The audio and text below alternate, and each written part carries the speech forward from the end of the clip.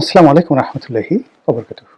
সম্মানিত দর্শক, ত্রয়োদশ জাতীয় সংসদ নির্বাচনের সারা বাংলাদেশের যে ভোটের মাঠ, সেই ভোটের মাঠের ১ নম্বর আলোচিত প্রার্থী তিনি হলেন ব্যারিস্টার রুমিন ফারহানা। বিএনপি তাকে মনোনয়ন দেননি, আর তিনি সেই বিএনপি তাকে মনোনয়ন দেয়নি এটা মেনে নেননি। তিনি স্বতন্ত্র নির্বাচন করছেন। তো এই স্বতন্ত্র নির্বাচন করার কারণে তার যে নির্বাচনী এলাকার যে ঘটনা, তার আর্ট অ্যাটিটিউড, তার বক্তব্য এবং ওই যে ব্রাহ্মণবাড়িয়ার যে আসনে তিনি নির্বাচন করছেন সেখানে যা কিছু ঘটছে এটাই আমাদের নেট দুনিয়াতে প্রতিদিন ভাইরাল হচ্ছে নির্বাচনের খবরাখবর হিসাবে। বাংলাদেশের অনেক রথী মহারথী নির্বাচন করছেন, স্বয়ং তারেক রহমান সাহেব নির্বাচন করছেন, জামাতের আমির নির্বাচন করছেন, চরমনায়ের পীর সাহেব নির্বাচন করছেন, কিন্তু কোনো জায়গার কোনো খবর ইন্টারনেটে ঘুরছে না এবং মানুষ জানেও না কে কোথা থেকে নির্বাচন করছে, নির্বাচনে কোন প্রার্থী কী করলো কেউ জানে না, কার কোনো আগ্রহ নেই। কিন্তু আপনি যদি ফেসবুক, ইন্টারনেট, টুইটার খুলেন, ইভেন পত্রপত্রিকায় খুলেন, আপনি রুমিন ফারহানার খবর পাবেনই। কারণটা কি?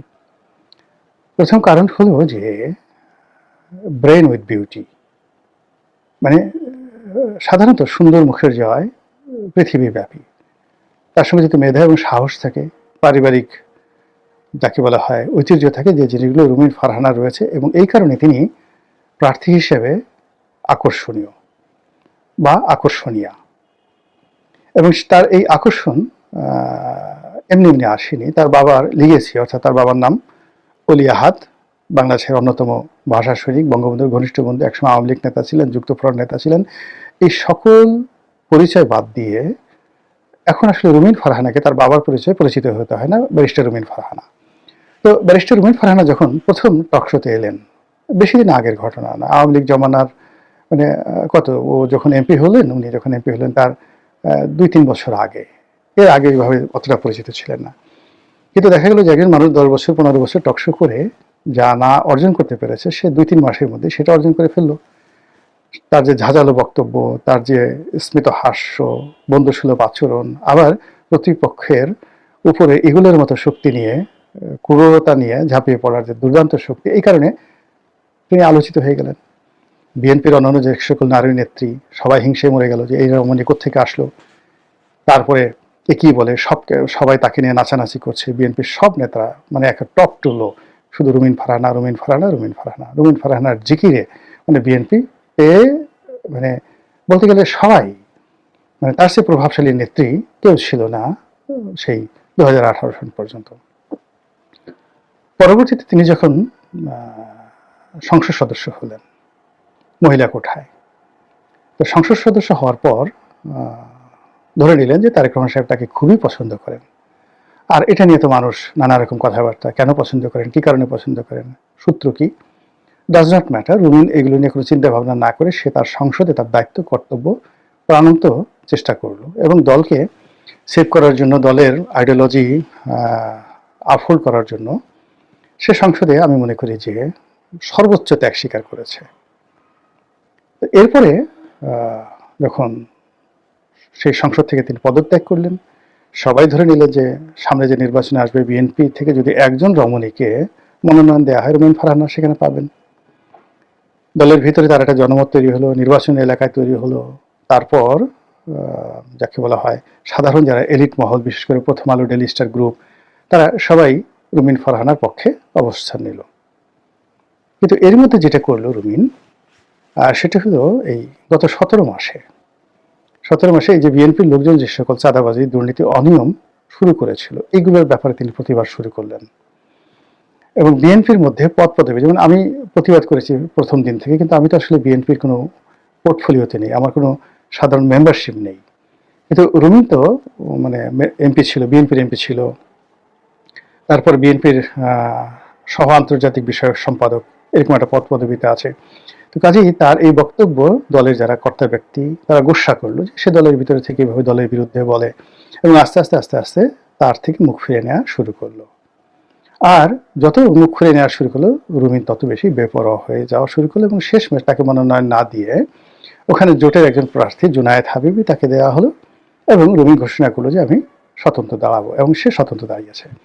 তো তার এই স্বতন্ত্র দাঁড়ানোর কারণে পাবলিক সেন্টিমেন্ট, তার এলাকার ভোটারদের সত্যিকার চিত্র আমি বলতে পারবো না, কিন্তু ইন্টারনেটে যে ভাইব দেখি সেই ভাইবের শতভাগ এখন রুমিনের পক্ষে। এবং রুমিন এর যে এই মুহূর্তে তার যে স্টার, মানে পলিটিক্যাল স্টারশিপ, এটা অ্যাঞ্জেলিনা জলির মতো বা এটা শাহরুখ খানের মতো। রুমিন একদিকে মানে জনসভা করে ব্রাহ্মণবাড়িয়াতে, আর অন্যদিকে যদি বিএনপির সর্বোচ্চ নেতারা সবাই দলে বলে সেখানে জনসভা করে, যদি বাইরে থেকে লোক না নেওয়া হয় তাহলে সেখানে রুমিনের জনসভাতে বেশি হবে না বিএনপির জনসভাতে বেশি লোক হবে, এটা প্রশ্ন সাপেক্ষ বিষয়, এটা ঢাকা থেকে আমরা বুঝতে পারবো না। তো যাই হোক, সেই রুমিনের একটি ভিডিও রীতিমতো ভাইরাল। বক্তব্য হলো যে নির্বাচনের এখন প্রচার প্রপাগান্ডা বন্ধ, উঠান বৈঠক করতে পারবেন, মাইক ব্যবহার করতে পারবেন না, এবং সেই অর্থে রুমিন একটা জায়গাতে নির্বাচনের প্রচারণা চালাচ্ছিলেন। তো সেখানে জনক ম্যাজিস্ট্রেট গেলেন, যাওয়ার পরে তিনি একেবারে ম্যাজিস্ট্রেসি পাওয়ার দেখিয়ে 40,000 না 60,000 টাকা তিনি সেখানে জরিমানা করলেন।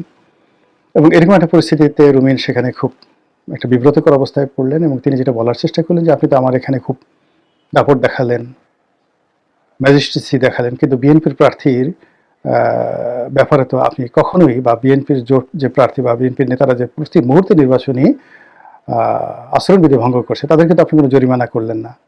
বরং আমি বিএনপির, রুমিন বলছিল যে আমি আপনার অফিসে গিয়ে সেই আচরণ ভঙ্গের, বিএনপির প্রার্থীর আচরণ ভঙ্গের ব্যাপারে অভিযোগ দিয়ে আসছি, আপনারা কোনো অভিযোগ তো গ্রহণ করেনই।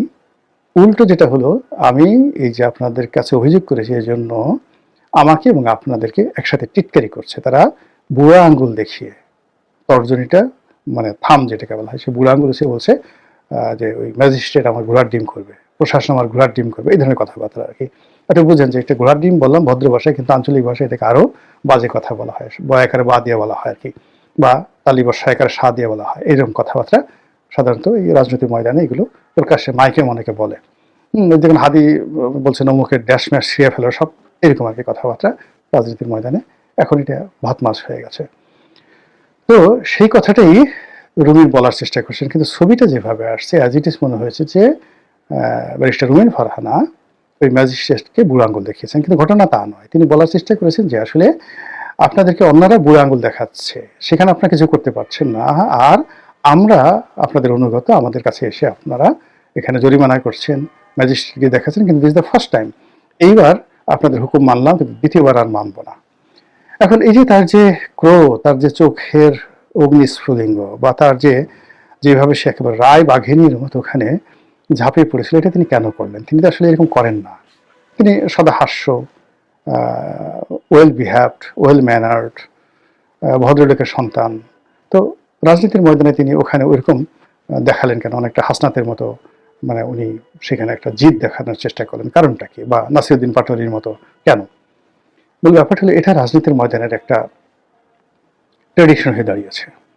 নেতা এবং কর্মী সবসময় চায় যে তাদের নেতা, যিনি সর্বোচ্চ নেতা হবেন, মানে এমপি প্রার্থী হবেন, তার সাহস থাকতে হবে, শক্তি থাকতে হবে, এবং যে কোনো একটা সমস্যার সমাধান করার মতো তার তাগদ থাকতে হবে। তো সেক্ষেত্রে রুমিন যদি ভয় পেয়ে যেত, তারপর সে চুয়া চুয়া করে ম্যাজিস্ট্রেট হাতে পায়ে ধরতো, মাফ করে দেন, আর করবো না, ইত্যাদি ইত্যাদি ইত্যাদি, অর্ধেক নেতাকর্মী এই মাঠ থেকে চলে যেত। এটাই নিয়ম। কিন্তু ওই যে রুমিন যে রাগ হয়ে গেছে, চোখ গোল গোল করেছে, আশেপাশের নেতারা সবাই বলা শুরু করেছে যে না, নেতা তো এরকমই হওয়া উচিত, এর সাথে কাজ করলে সে আমাদেরকে ছেড়ে যাবে না, একে যদি কেউ আঘাত করতে আসে সে সহজে কাউকে ছাড়বে না, সেটা মিলিটারি হোক, ম্যাজিস্ট্রেট হোক, কাজে আমরা নিরাপদ। এবং এটা ভোটের মাঠের একটা চিরাচরিত রাজনীতি। বাংলাদেশের যত ভদ্রলোক দেখেন না কেন, একেবারে প্রমাণিত যারা ভদ্রলোক, তারাও ঠিক এরকম একটা পরিস্থিতিতে যদি এইরকম আচরণ না করে, রুমিনের মতো আচরণ না করে, তাহলে তারা নির্বাচনের ময়দানে টিকে থাকতে পারবেন না। দ্বিতীয়ত, এখানে রুমিন, যে কোনোভাবে রুমিনকে প্রভোগ করা হচ্ছে, তাকে একটা কন্ট্রাডিকশন অ্যান্ড কনফ্লিক্টে ফেলে দেওয়া হচ্ছে। এবং এই যে তাকে নিয়ে মানুষের যে সহানুভূতি, মানুষের যে একটা ব্লাইন্ড সাপোর্ট, মিডিয়াগুলো যে তাকে নিয়ে মাথামাতি করছে, এই জায়গাগুলো বিএনপিকে খুব অপমান করছে। বিএনপির খুব ইগোতে লাগছে যে আমরা যাকে দূর দূর করে তাড়িয়ে দিলাম, সবে মানুষের তো উচিত তার দিকে না তাকানো, তাকে দূর দূর করে তাড়িয়ে দেওয়া। কিন্তু আমরা যাকে তাড়িয়ে দিলাম সবাই তাকে কোলে তুলে নিচ্ছে। তাহলে কি আমাদের জনপ্রিয়তা নেই? এবং এখানে অনেক ক্ষেত্রে এই ঘটনা ঘটছে। বিএনপি যাদেরকে বহিষ্কার করেছে, সাধারণ মানুষ তাদের পক্ষে দাঁড়িয়ে গেছে। বিএনপি যাদেরকে কোলে তুলে নেওয়ার চেষ্টা করেছে, সাধারণ মানুষ তাদের বিরুদ্ধে খেপে গিয়েছে। তো এটা বিএনপির জন্য একটা রীতিমতো অবমাননাকর। এখন রুমিন ফারহানা যে নির্বাচনী মাঠে যেভাবে প্রাধান্য পাচ্ছে, তাকে নিয়ে যেভাবে সামাজিক মাধ্যমে মাতামাতি হচ্ছে, তো সেই তুলনায় বিএনপির বড় বড় নেতাদের নামই উচ্চারিত হচ্ছে না। তাদের একটা ভিডিও এখানে প্রমোট করার জন্য ফেসবুকে টাকা দিতে হচ্ছে। হয়রাস লক্ষ লক্ষ নয়, কোটি কোটি মানুষ রুমিনের এই ভিডিওগুলো দেখছে। তো এই যে রাজনীতির একটা যে চিরাচরিত পন্থা, এই পন্থা অনুযায়ী যদি রুমিন আসলে শেষ পর্যন্ত জিতে যায় এবং পার্লামেন্ট মেম্বার হিসেবে সে যদি সংসদে যায়, তাহলে ক্ষমতা জামাত থাকুক আর বিএনপি থাকুক, আমার কাছে মনে হচ্ছে অনেকের জন্য বিষয়টি অস্বস্তিকর হয়ে পড়বে। মহান আল্লাহ আমাদের সবাইকে হেদায়েত দান করুন, হেফাজত করুন। আসসালামু আলাইকুম ওয়া রাহমাতুল্লাহি ওয়া বারাকাতুহু।